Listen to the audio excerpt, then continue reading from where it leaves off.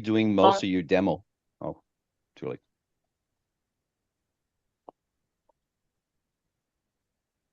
Bonjour tout le monde. Merci d'être avec nous aujourd'hui pour notre deuxième webinaire. Donc, dans le premier webinaire de la semaine dernière, on a présenté la solution. On a expliqué comment Triversa peut aider les clients actuels et futurs. Aussi, on a parlé des différents dans l'ancien système versus le nouveau système, dans le fond, la nouvelle interface, les améliorations, autant du côté visuel que du côté technique. L'objectif était surtout de montrer comment Ravix et Locke pouvaient positionner justement Triversa dans la nouvelle technologie pour le commerce de détail.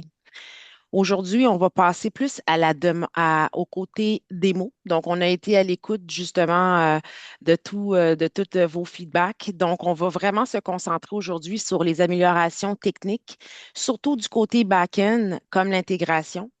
On va passer à travers les rapports, l'automatisation. On va vous montrer comment ces changements peuvent rendre le travail beaucoup plus simple et beaucoup plus précis. On va aussi parler comment ça peut aider la mise à jour au niveau des opérations. Donc, de quelle façon que ça va justement améliorer les opérations. On va vous démontrer des exemples concrets. Euh, donc, on va vraiment vous montrer ce que vous avez demandé, ce que vous attendez depuis longtemps, justement, l'interface. Donc, on va prendre le temps aussi de répondre à toutes vos questions à la fin de la présentation. Donc, si toutefois vous avez des questions au fil de la présentation, notez-les. Comme ça, on va prendre un moment pour les adresser. Pour commencer, encore petite introduction avec nous, on a Sean Cunningham de l'équipe de Ravix, spécialiste au niveau de la solution, ainsi qu'accompagné de François Labelle de chez Lock Software, qui a plus de 25 ans d'expérience dans le domaine de logiciels du commerce de détail. Donc, pour débuter, première question, messieurs, quelles sont les principaux améliorations de Triversa par rapport aux versions précédentes de SMS? En anglais, on dit un loaded question. C'est une grosse Chargé. question. C'est un split. Moi, j'explique toujours ça en deux facettes. Il y a tout le côté technologique, parce que maintenant, l'application, c'est plus une icône sur le desktop qui doit être installée localement. C'est une page web qui est loadée dans le furteur Internet, donc dans le browser Internet, que ce soit Chrome, que ce soit Edge. Puis l'application n'a pas nécessairement besoin d'être dans le cloud. Elle peut quand même être installée physiquement sur le PC, mais elle est utilisée, elle est naviguée à partir du navigateur Internet. Fait que ça fait une grosse différence technologique, plus le fait que, étant donné que là, le requis, c'est d'avoir un navigateur Internet, ça veut dire que n'importe quelle tablette va être appelée à être utilisée pour naviguer, eSuite faisant partie de Triversa. Donc, le beau côté mobilité, le côté back-office. Donc, n'importe quelle station peut maintenant servir de back-office. Puis, ultimement, cette compatibilité-là avec le cloud. Fait que je voulais clarifier le fait que le cloud, ce n'est pas obligatoire, c'est une option technologique.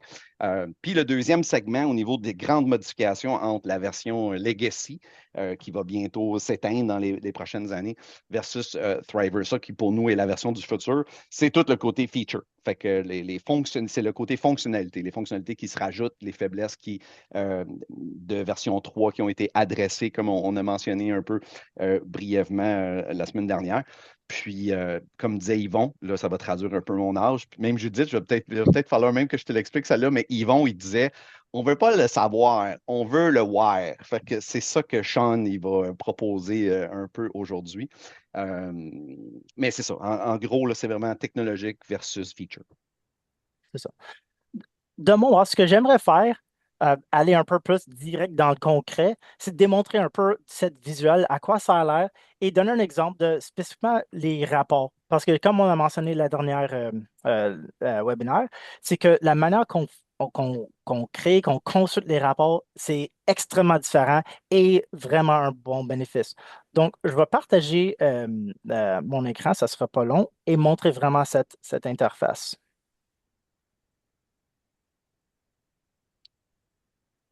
Euh,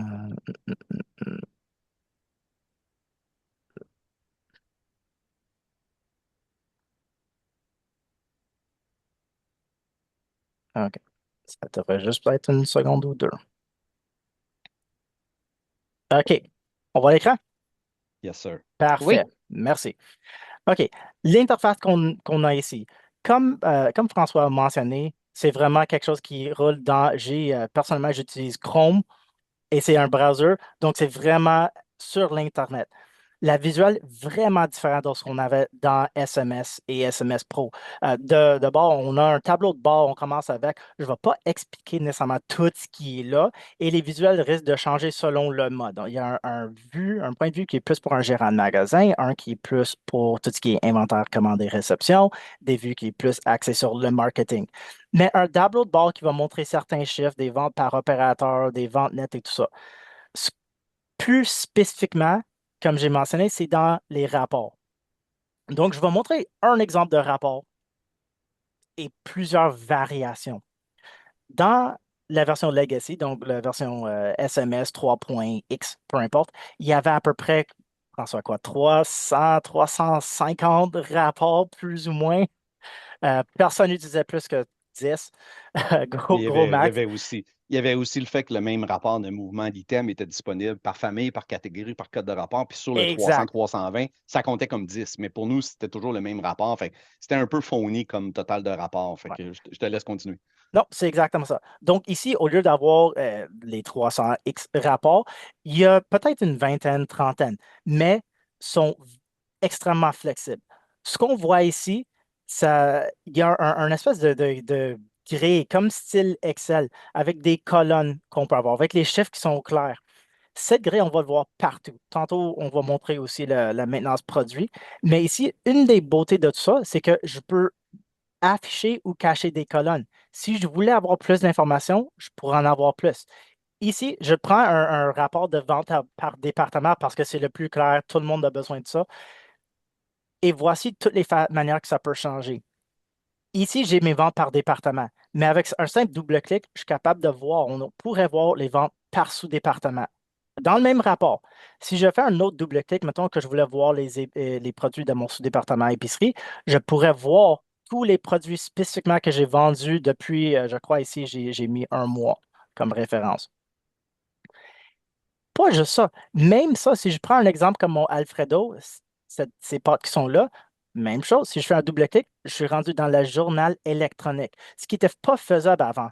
Donc, je peux commencer au niveau avec un rapport de vente département, puis me trouver vraiment dans le journal électronique pour chacune des transactions. Au- je pourrais même dire que j'aimerais voir le reçu d'une telle transaction. Donc, dans Triversa, oui, il y a des rapports, puis je vais vous montrer d'autres exemples de ce même rapport, mais aussi un flow. Il y a une manière de travail qui est différent. Un moment, je consulte un vente, puis l'autre moment, c'est vraiment le journal électronique. Mais en même temps, si je recule pour regarder mes produits, comme j'avais tantôt, si j'avais besoin de faire des modifications, j'ai accès à l'étable, j'ai accès à la base de données. Donc, je peux faire des investigations, faire des modifications, ou l'inverse, je peux commencer avec un tableau, un tab qui est juste tous mes produits, puis ensuite rouler des rapports. Donc, je vais reculer à mon vente par département. Si quelqu'un aimerait prendre ça puis l'exposer en forme de tableau ou de charte, je peux prendre les mêmes données puis avoir en forme graphique. Donc, je n'ai pas sorti, je n'ai pas ouvert un deuxième rapport. C'est les mêmes informations, mais dans le même rapport. À n'importe quel point, je peux prendre ce que j'ai affiché à l'écran et l'exporter en Excel. Un vrai Excel moderne sans avoir à jouer avec les entêtes et tout ça. Donc, pour moi, cette flexibilité dans les rapports, c'est quelque chose qui est extrêmement important. Il y a beaucoup plus qu'on peut faire même avec ça. On a l'option d'avoir des tableaux croisés ou des tables pivots. On va sûrement en parler tantôt, mais ça permet d'avoir beaucoup de flexibilité. Si je veux ce même rapport, mais je veux l'exposer en vente par jour, je donne ça comme exemple, je peux reculer, prendre exactement le même format, mais dire que je veux par date. Dans le fond, même tout ça, tous les gabarits que je peux faire et tout ça, je peux les sauvegarder pour dire, ah, je veux vraiment une autre manière de visionner ça. Donc, je vais faire ça par jour, par date. C'est exactement les mêmes données, mais ça va être sous forme de table pivot que j'ai déjà créé. Et avec ça, c'est mon prochain point que je peux bâtir mes propres rapports comme je le veux. C'est sûr qu'il y a certaines limitations, mais ça, c'est un qui a déjà été prédéfini, déjà préfait, et que j'ai sauvegardé. Donc, je n'aurai pas à faire tous les clics ou tous les chemins. C'est quelque chose qui va déjà être là. Peut-être ma dernière point, puis ensuite on va passer à autre chose, puis on va revenir, c'est que le moment qu'on trouve les rapports qu'on aime le plus, configurer la manière qu'on aime, on peut les automatiser aussi. Puis pour ça, c'est quelque chose, une grosse différence, puis un game changer pour plusieurs opérateurs. Parce qu'il peut prendre ce rapport puis dire de l'envoyer à leur courriel avec des formats différents, que ce soit en CSV, en Excel, en PDF. Et de là, on n'a plus besoin de cliquer dans le système. Je vais avoir ce rapport à une fréquence, que ce soit quotidien, hebdomadaire, annuel, peu importe, selon le rapport. Donc, je dirais que ça, c'est vraiment quelque chose concrètement qui change, qui est une grosse amélioration. Puis je rajouterais juste le fait que en haut, si tu vas dans Arctic ou dans l'Ocean, ça permet aux gens de comprendre que ces fameux desktops-là, donc l'étape du haut, Arctic, l'eau, Ah, oui, dans oui, les oui. batchs, Ouais. fait que chaque desktop comme ça reste ouvert. Donc, les espaces de travail, Oui. le desktop, c'est un espace de travail. De cette façon-là, il vous est possible d'en garder un pour les rapports, faire vos choses, mais vous n'êtes pas obligé de tout fermer pour ensuite en venir à faire la gestion d'articles, donc la maintenance d'items, ou d'en venir à une gestion de l'eau, une planification de l'eau. Donc, que ce soit quelqu'un qui rentre dans le bureau, qui a besoin de faire une vérification avec vous, vous n'êtes pas obligé de tout fermer ce que vous aviez ou ce que vous étiez en train de faire comme auparavant avec SMS Pro. Même si on aimait ce qu'on voyait dans SMS Pro, on était quand même pris avec certaines limitations, puis de tout fermer les applications pour partir quelque chose d'autre en faisait partie. J'ai une question 100%. qui est rentrée justement, c'est est-ce que on est capable de faire un comparatif d'une année à une autre, une année antérieure ou d'une semaine antérieure? Oui, oui, 100%. Donc, la structure des rapports, puis je ne vais pas aller dans trop de détails, mais tous les rapports ont trois modes différents. Il y a toujours un seul total, multitoto, qui est plus, on connaît tout un peu le magasin multitoto, c'est toutes les calculations possibles. Et le troisième, c'est comparé. S- Que ce soit sur des départements, sous-départements, produits, clients, il va toujours avoir l'aspect de comparer. Et rendu là, on peut choisir beaucoup de périodes différentes. Donc, oui, on peut comparer des dates, des périodes différentes. Tout commence par le wizard. Le wizard, c'est la fenêtre qu'on voit présentement que Sean remplit. Fait que les appellations multitoto, un seul total, c'est les mêmes applications qu'avant. Puis la différence avec celui pour comparer, elle est dans le wizard où ce que là, on va se permettre de choisir deux dates distinctes versus des totalisateurs distincts versus des cibles distinctes. Fait que les différences sont faites au niveau du wizard. Fait que oui, comme Sean le disait, ces trois appellations, dont les deux premières qui viennent du legacy, sont réutilisées un peu partout dans l'application, que ce soit par famille, par catégorie, par code de rapport, par toutes les tables auxiliaires que vous étiez habitué de travailler dans la version 3. Donc, ça veut dire que dans le Wizard, on peut choisir parmi deux dates. Puis, je vois aussi une section un petit peu plus bas qui est marquée plus de critères. Donc, c'est Oui, d'autres options qu'on a également. effectivement. Donc, comme je disais avant, en utilisant le même exemple de rapport ici, les critères qu'on a ici en bas changent un peu la nature du rapport. Si, par exemple, on pourrait dire que je veux juste les top 10 ou 7 ou 3 produits et ça devient un rapport vraiment de top 3 ou quoi que ce soit.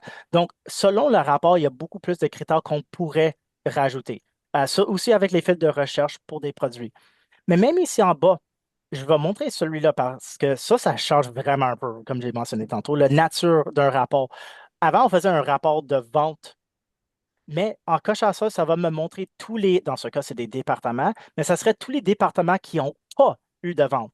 Donc, ça, c'est plus pour faire du ménage. Ça serait pour me montrer, j'ai-tu des produits, j'ai-tu des départements qui n'ont aucune action, que peut-être je devrais, si c'est des produits discontinués, peut-être supprimer si ça fait suffisamment de temps. Mais c'est le même rapport, c'est juste des conditions différentes. Si je veux l'exploiter ou exposer par magasin ou par date, c'est toutes des choses qui sont possibles aussi. C'est vraiment intéressant. Pendant qu'on est justement sur ce type d'outil, est-ce qu'il y a d'autres, y a-t-il d'autres fonctionnalités qui peuvent permettre justement à un gérant de magasin à prendre des meilleures décisions? C'est sûr qu'avec les rapports, oui. Mais une seule chose que je trouve, en tout cas avec mon expérience avec des clients, ce qu'ils aiment le plus, c'est le fait d'utiliser Excel.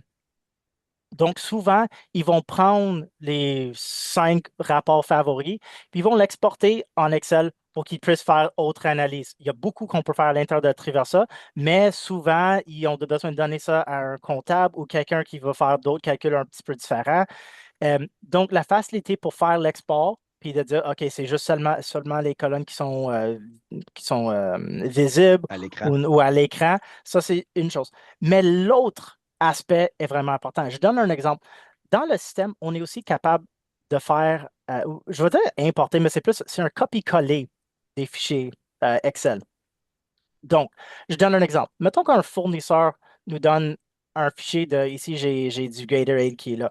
Puis vous voulez voir, je veux remplacer certains saveurs, mais j'ai besoin de savoir c'est quels qui sont performants.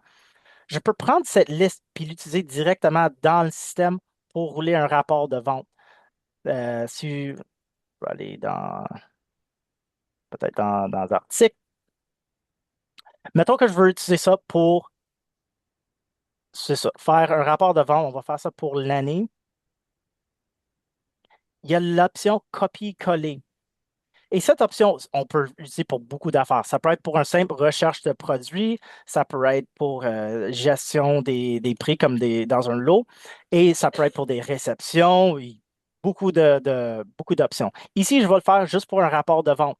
Ce qui est le fun avec ça, c'est que je n'ai pas besoin d'aller par sous-département, même pas spécifiquement d'un fournisseur. C'est un gamme de produits, c'est une liste que quelqu'un m'a donnée. Et comme ça, je suis capable de sortir exactement ce que j'ai vendu de cette sélection de produits qui est vraiment spécifique. C'est une liste qui m'a été donnée. Ça, c'est quelque chose qui permet, en tout cas, de faire des analyses ou des recherches vraiment plus spécifiques sans avoir besoin de faire toutes les recherches spécifiques dans le système, de savoir toutes les bonnes catégories et tout ça. C'est à partir de vraiment une liste qui m'a été fournie. Ce qu'on cherchait à résoudre de cette façon-là, c'était d'éviter à avoir contacté le partenaire d'affaires comme Ravix pour dire ah, j'aimerais mapper ou j'aimerais importer de l'information de l'extérieur. Donc, on voulait outiller les usagers pour être de plus en plus autosuffisants.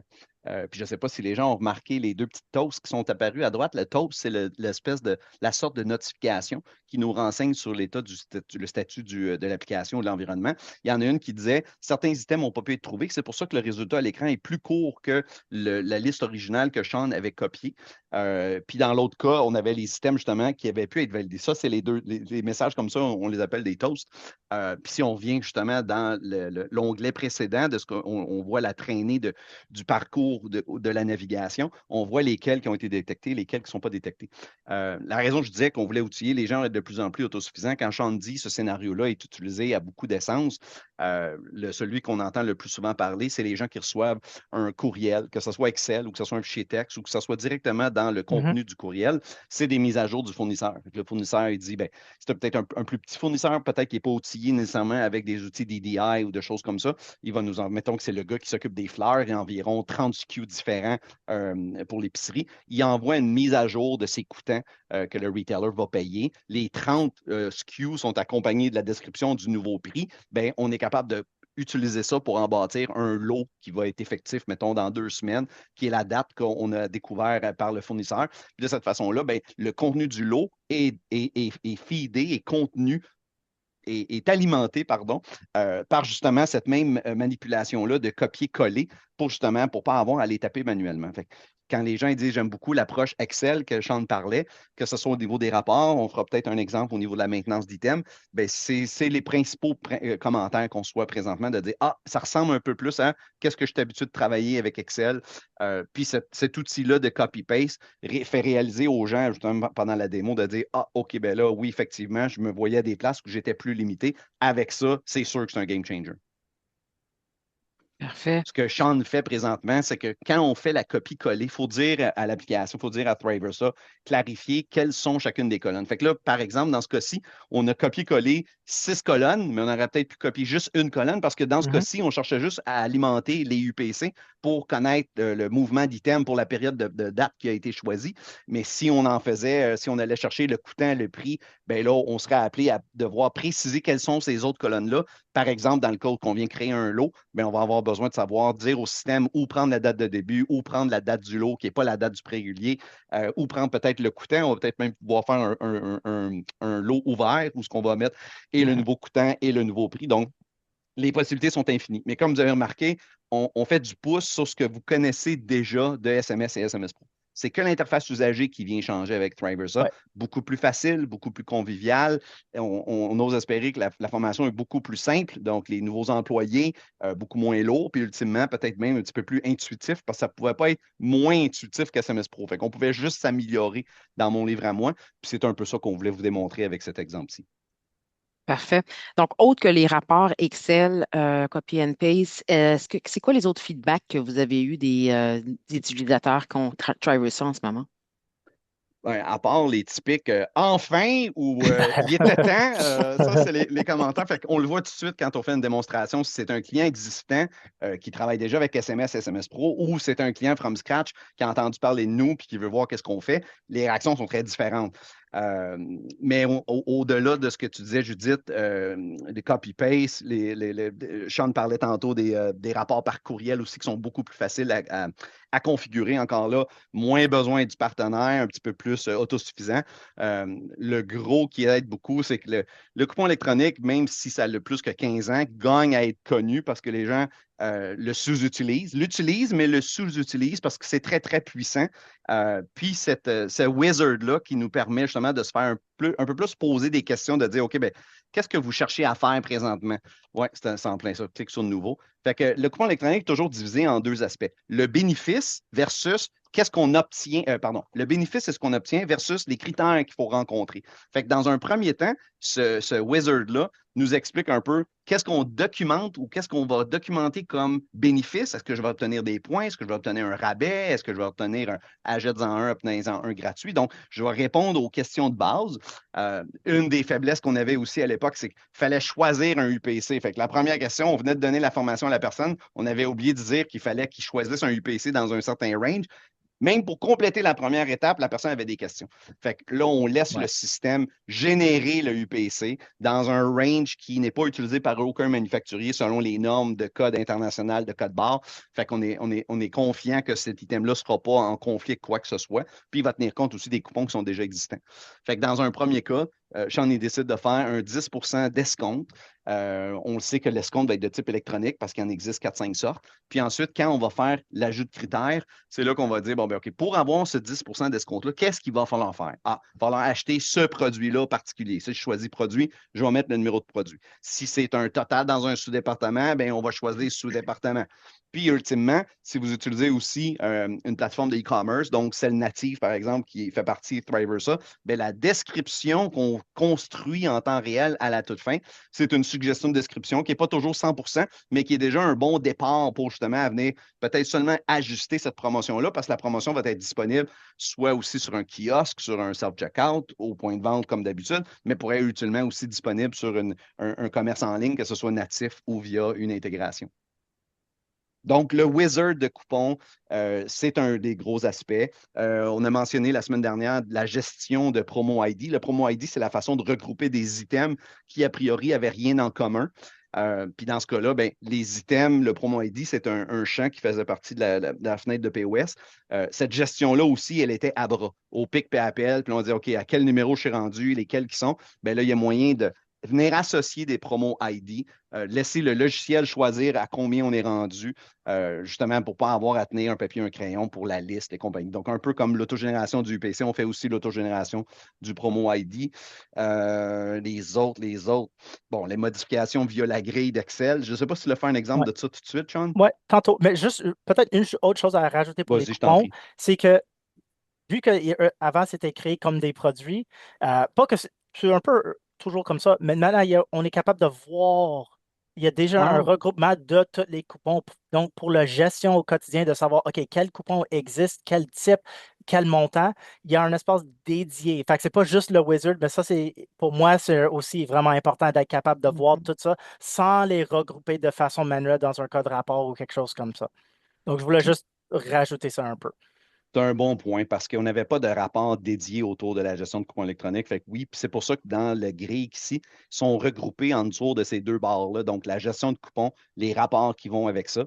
Puis ensuite, de pouvoir les regrouper, à savoir si je mets tous ceux qui c'est un pourcentage que je donne, d'autres c'est un montant que je donne. Donc, on voit clairement quel est le bénéfice de ceux-là. Ça, c'est une vue qui n'existait pas. Même en custom, ça n'aurait pas été simple à faire dans SMS ou SMS Pro. C'est vraiment intéressant.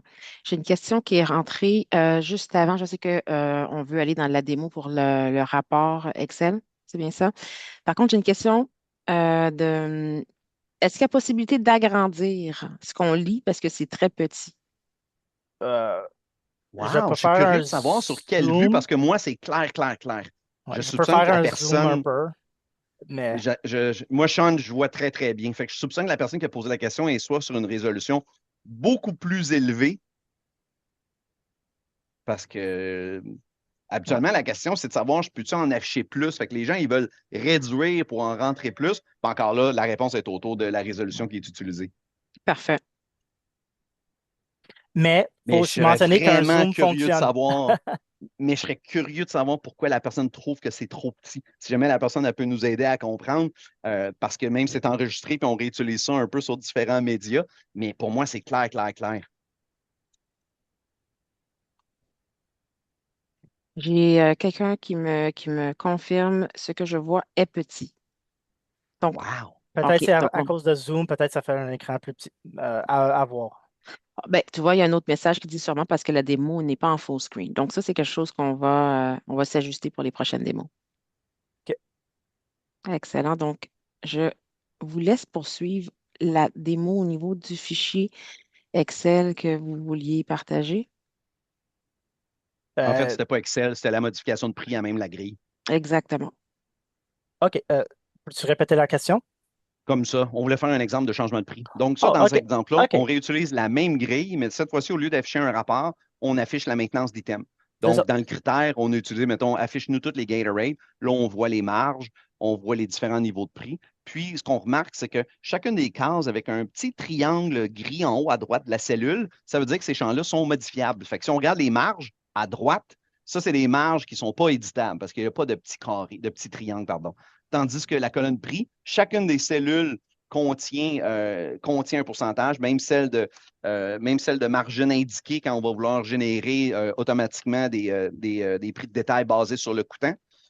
La description est modifiable parce qu'il y a le petit triangle. Mhm. Puis la case devient rouge quand la modification est faite, mais Ouais. qui n'est pas encore envoyée à la base de données. Fait qu'au moment que vous allez faire Enter deux fois, ces modifications vont être sauvegardées. Fais donc Enter deux fois. 2 secondes. Ah, là, il y a certains de ces Ouais, systèmes-là ouais, non, c'est correct, contenaient c'est des correct. light codes ou des Ouais, automatisations de mais gestion de prix. je vais expliquer ça juste après. Pas de trouble. Et Mais là, c'est les ça. carrés rouges sont disparus parce que les modifications ont été envoyées à la base de données. Ce que je veux rajouter un peu, ce qu'on vient juste de voir aussi, c'est oui, c'est sûr qu'il y a une facilité pour vraiment changer n'importe quelle information, mais mettons, on parle des prix. Vu que c'est une grille, j'ai pas besoin d'utiliser la souris, c'est vraiment tout avec le clavier. Mais de plus, ça permet de faire des choses comme les fameux changements globaux où il y a plusieurs étapes, plusieurs clics.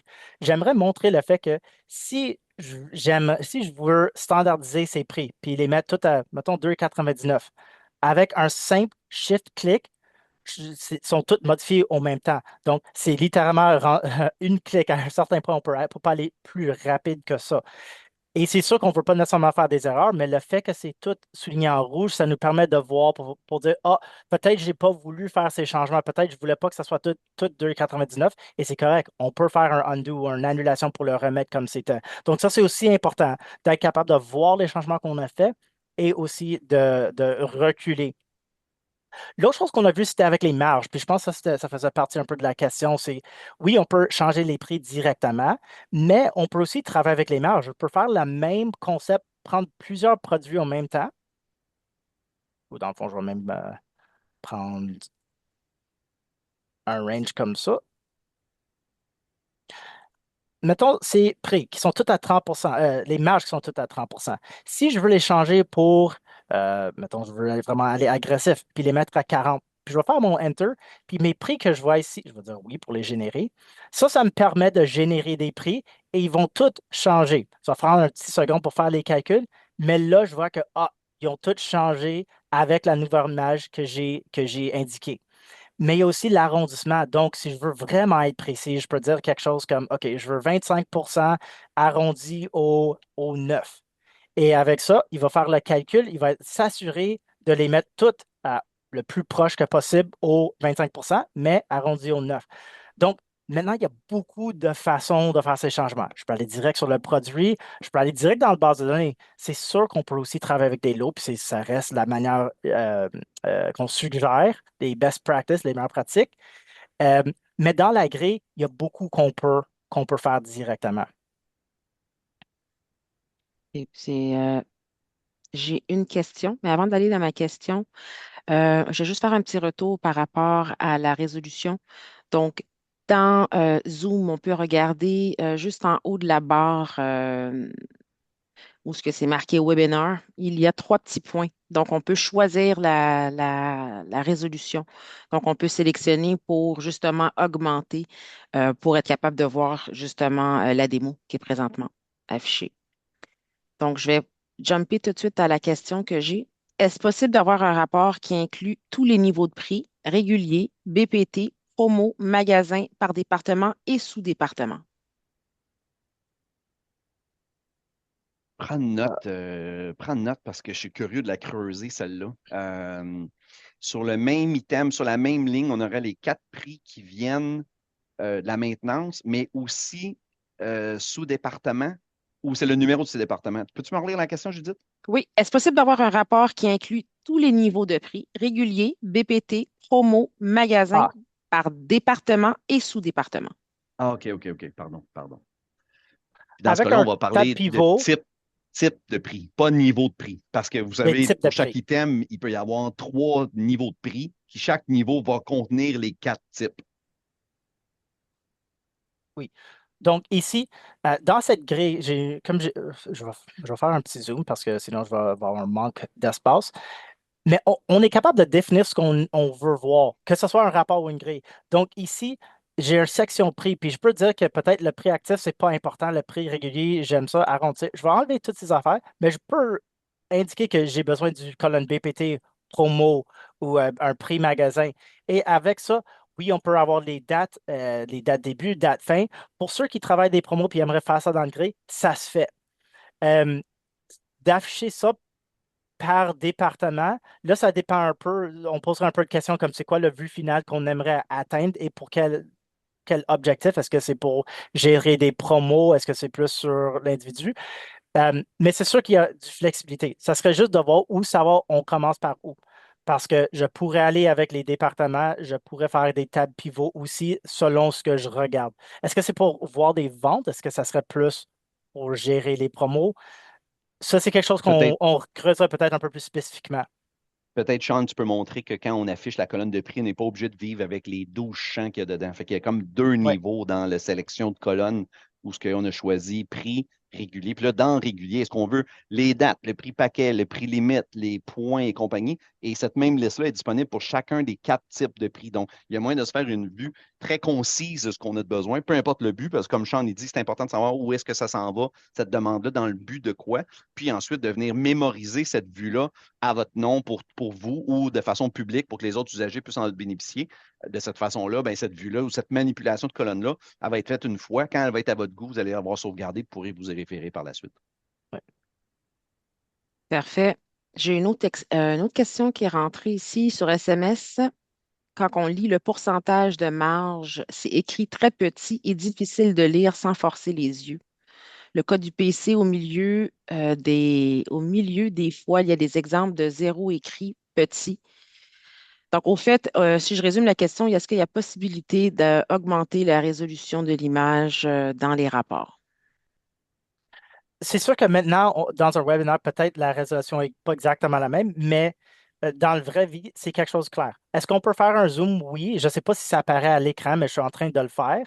Euh, de plus, avec Triversa, quand tu as un écran qui est plus large, aussi à plusieurs écrans, là, ça devrait vraiment intéressant parce qu'on peut afficher plusieurs tables puis vraiment maximiser l'espace qu'on a. Euh, pour- c'est un peu difficile de pas trop de commentaires sur que ce soit petit ou gros parce que ça dépend vraiment de la résolution de votre machine. Comme pour moi, comme François, je le vois, puis c'est clair. Je peux faire un zoom, mais c'est peut-être plus du config de l'écran. Oui, Puis c'est si plus je peux une. faire une suggestion, comme on a Mhm. toujours dit, si ça vous intéresse, puis vous avez le temps, puis qu'on fait une démonstration personnalisée, on pourra venir adresser chacun des petits quirks comme ça, si vous avez des questions au Mhm. niveau de, que ce soit l'équipement, la technologie ou la résolution que vous utilisez présentement, on pourra le faire un petit peu plus one-on-one pour vraiment expliquer ce qui se passe. Parfait. Une autre question qui vient de rentrer. Est-ce que ce qu'on voit, c'est web-based accessible ou c'est un browser ou c'est X? Je suis pas sûr de comprendre la question où Est-ce c'est que ce qu'on X. voit, c'est web-based accessible via un browser ou c'est une extension? Non, c'est web-based. Fait que c'est-à-dire que là, en ce moment, Sean a agrandi son Chrome, comme quand on fait F11 pour maximiser l'écran. Mais si on revient comme ça, c'est exactement la vue que je voulais que tu aies. On voit que c'est dans des onglets. Donc, en haut, c'est écrit eSuite Manage. Ça, c'est un onglet. Si je veux faire d'autres choses sur Internet, j'ouvre un autre tab, puis je peux rouler une autre application ou aller sur un autre site. Mais ce qui est important de comprendre au départ, c'est que ça a beau être démarré à partir de Chrome, ça ne vous force pas dans le cloud. Vous avez toujours la possibilité de soit être installé comme vous êtes présentement, donc de migrer à Thriversa sur les équipements s'ils le permettent aujourd'hui. Donc, mettons que vous avez une machine qui roule déjà Windows 11, ben, on sait déjà que cette machine-là va être suffisante pour Thriversa. On va modifier votre installation qui est locale, pas obligé d'être dans le cloud. Donc, pour répondre à la question, c'est browser-based. On ne dit pas web-based parce qu'on ne veut pas que les gens pensent que tu as besoin d'Internet. On dit browser-based parce que ça prend un furteur Internet pour lancer l'application. Excellent. Une autre question qui est rentrée. Est-ce qu'il y a possibilité d'arrondir, par exemple, par 0,25 ou 0,49? Est-ce qu'on peut arrondir deux numéros Ah, dans c'est une les bonne rapports? question. Je n'ai jamais essayé. Je pourrais l'essayer. Parfait. Encore une Sean, fois, tu l'as-tu ta colonne de rounding? Je vais l'essayer. Il n'y a rien comme du Oh, non, direct. non, mais ouais, il n'y a rien comme du direct. On retourne à pourrais. la vue de base. Réouvre la vue de base Euh, avant de modifier tes colonnes ouais, 2 secondes, parce je qu'il vais était juste déjà faire. là.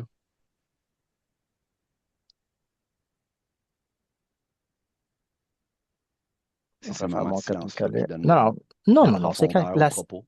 C'est ça, la profondeur. L'arrondir, Arrondir 9, mais au, mettons, 25. 11, 25, enter.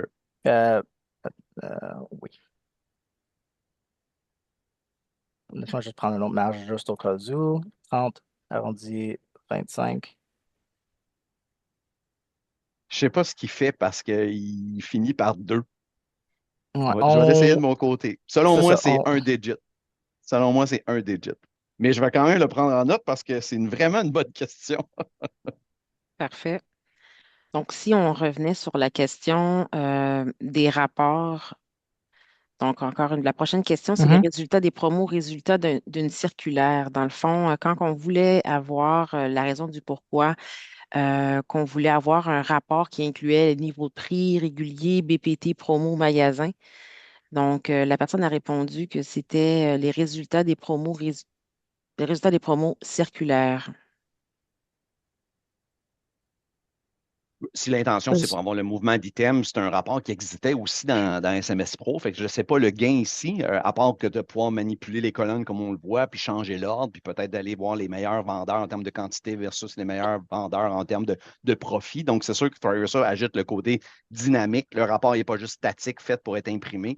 Il est fait justement pour venir changer la séquence, puis la vue, puis ultimement mesurer différentes choses. Fait que si l'approvisionnement regarde les quantités, puis la comptabilité regarde les profits, ben, c'est le même rapport, mais qui sert peut-être dans deux vues différentes. Ouais.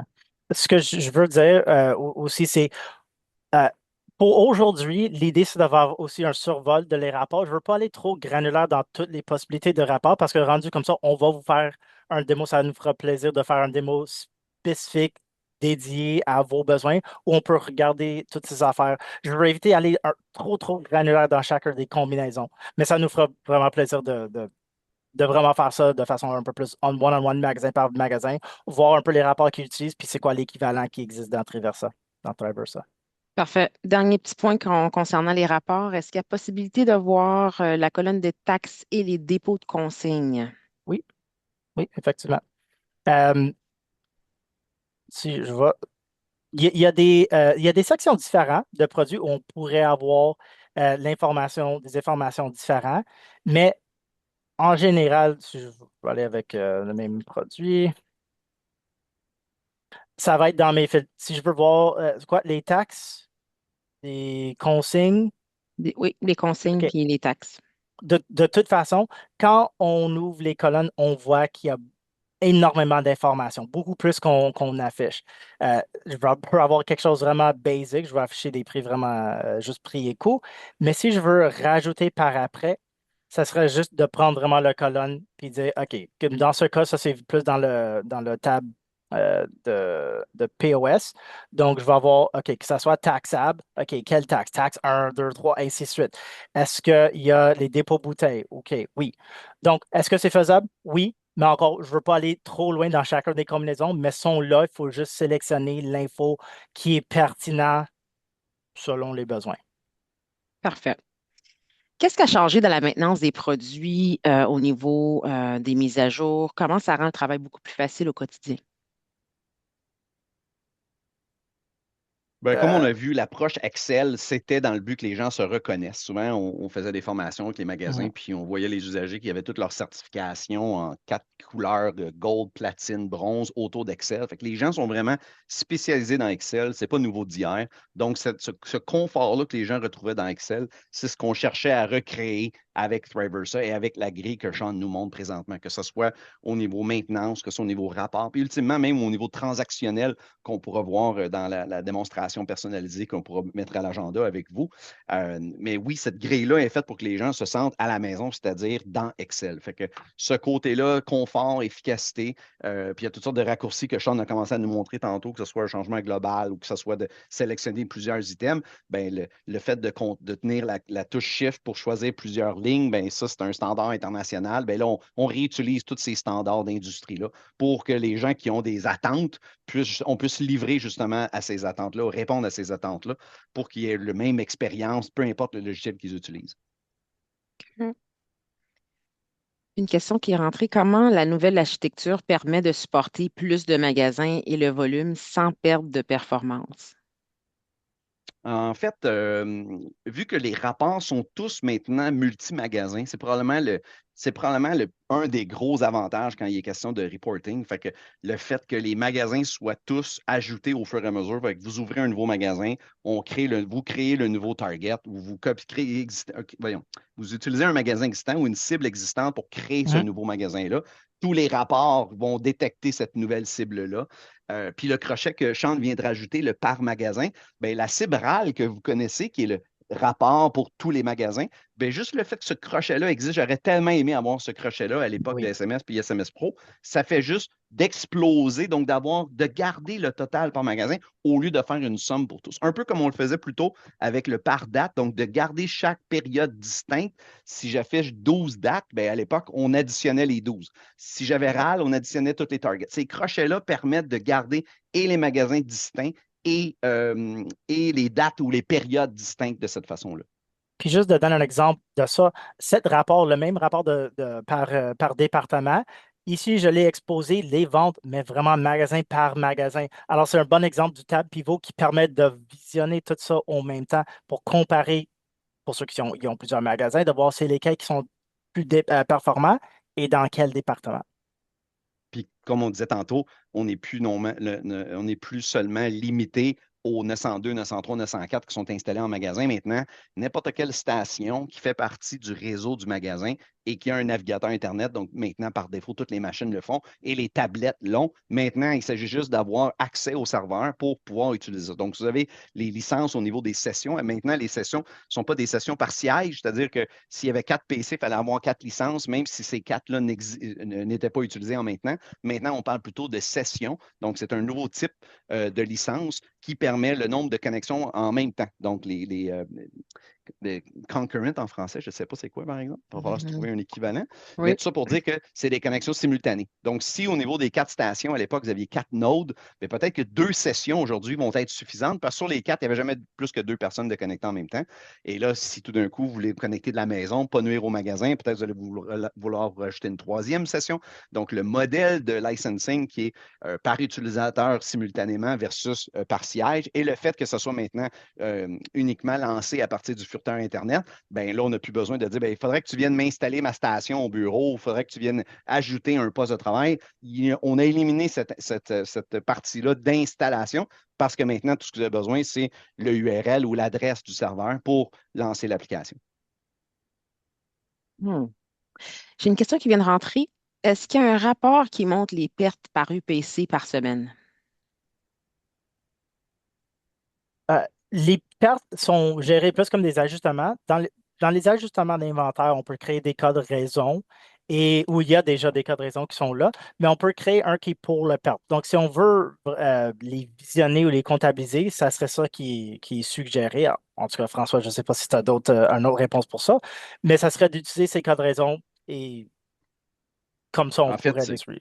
c'est pas une nouveauté de Thriver, ça. Ce que Sean explique, c'est que avant tout, les pertes, c'est un totalisateur. Fait que quand on sort les ventes, mais on sait que c'est les ventes nettes. Ça, c'est un totalisateur. Les ventes brutes, c'est un totalisateur. Les taxes, c'est un totalisateur. Mais les pertes, c'est aussi un totalisateur.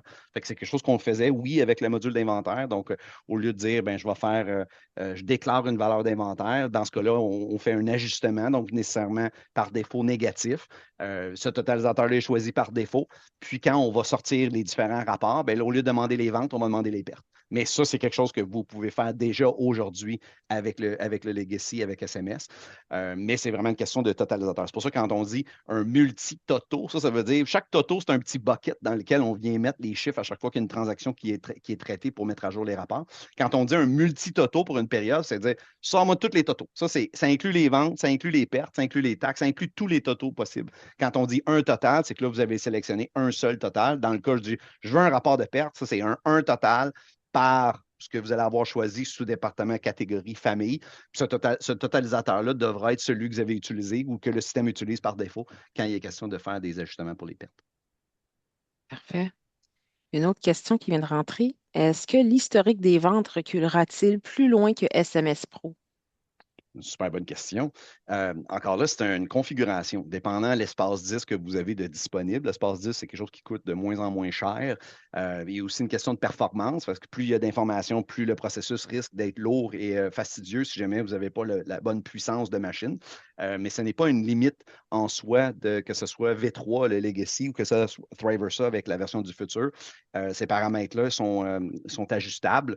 Puis ces paramètres-là, ils sont vraiment chirurgicaux, c'est-à-dire qu'on peut décider du nombre de jours, de semaines, de mois, d'années fiscales, de périodes comptables pour chacune des tables, c'est-à-dire l'information, elle est disponible par fournisseur, par catégorie, par code de rapport, par sous-département, par département. Ils sont tous comme ça. Ils ont chacun leurs paramètres de savoir combien de jours vous voulez garder pour chacune de ces tables-là, combien de semaines voulez-vous garder pour chacune de ces périodes-là.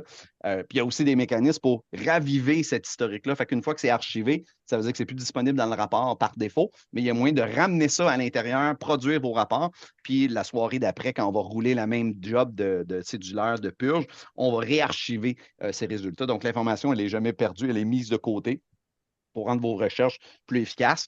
Puis, habituellement, le système il est paramétrisé pour garder les périodes que vous avez besoin pour travailler. Mais les procédures de restart sont des procédures existantes puis qui sont faites pour que vous utilisiez, qui peuvent être un petit peu plus fastidieuses dépendant de la période de temps que vous les ramenez. Mais cette information-là, ces réglages-là sont pareils comme avant. C'est vraiment intéressant. C'est vraiment intéressant. On doit toutefois clôturer. Par contre, avant de terminer, je tiens à rappeler que l'enregistrement est disponible sur YouTube. Donc, vous allez pouvoir revoir la séance d'aujourd'hui. Et aussi, je vous invite à venir la semaine prochaine pour la prochaine séance où ce qu'on va vraiment passer en revue les nouvelles fonctionnalités qu'on n'a pas élaborées aujourd'hui. Donc, on va vraiment aller un petit peu plus en profondeur par rapport au PDA, à la nouvelle interface du IPOS. On a aussi le checkout, puis on va parler aussi des SCO. Donc, c'est à la même heure la semaine prochaine. Donc, on va être avec Sean et ainsi que François Labelle. Donc, oubliez pas, donc, si toutefois vous voulez une présentation beaucoup plus détaillée, donc, on va être disponible justement pour faire des présentations beaucoup plus approfondies en fonction de votre environnement. Donc, je vous remercie encore une fois. Merci, Sean, merci, François, puis passez une bonne journée. Merci. Merci, à bientôt. Au À revoir. bientôt.